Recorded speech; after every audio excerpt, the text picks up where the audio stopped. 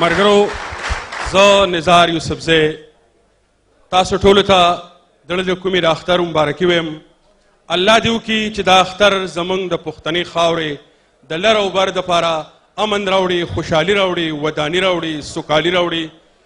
او د اختر په دې موقع باندې زه دا ټپه تاسو ټولو ملګرو ته زمزمه کوم: که د اختر شپې لرانلې، که د اختر شپې لرانلې، که ته ژوندی زه دې په مړو حسابوم.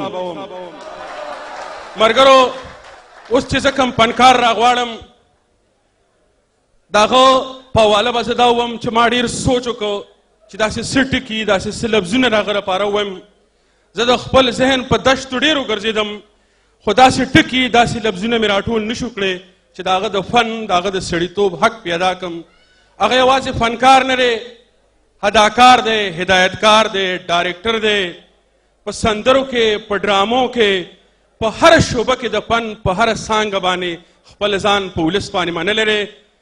زما مطلب د مسعود اختر نه دی. مسعود اختر د شمشاد ټلویزیون د دوبۍ څانګې کریټر ډایرکټر دی چې څومره ښه فنکار دی، دومره ښه انسان دی.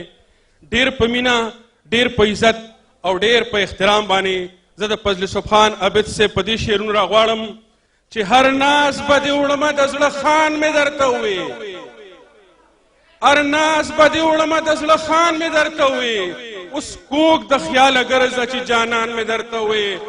او په ما که تندرونه اوس پرې باسي نو پرې باسه، په ما که تندرونه اوس پرې باسي نو پرې باسه، په خپله مې اوچت کړلې اسمان مې درته ووې. او زه ستا د ګمانونو نور علاج کولی نشم، زه ستا د ګمانونو نور علاج کولی نشم. لا نوره مینه څنګه وي خپل ځان مې درته ووې. او ته دومره پوه نه شوې چې دا غږ د مینې غږو، ته دومره پوه نه شوې چې دا غږ د مینې غږو. عابد لیوني عابد جان مې درته ووې. ډېر په مینه، ډېر په عزت او ډېر په احترام یې راوغواړئ. ډېر لوی فنکار، ډېر لوی اداکار دی ښاغلی مسعود اختر.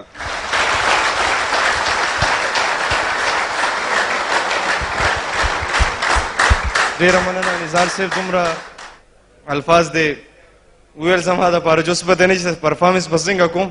زما ګډ شانتې سندرې دي را سره.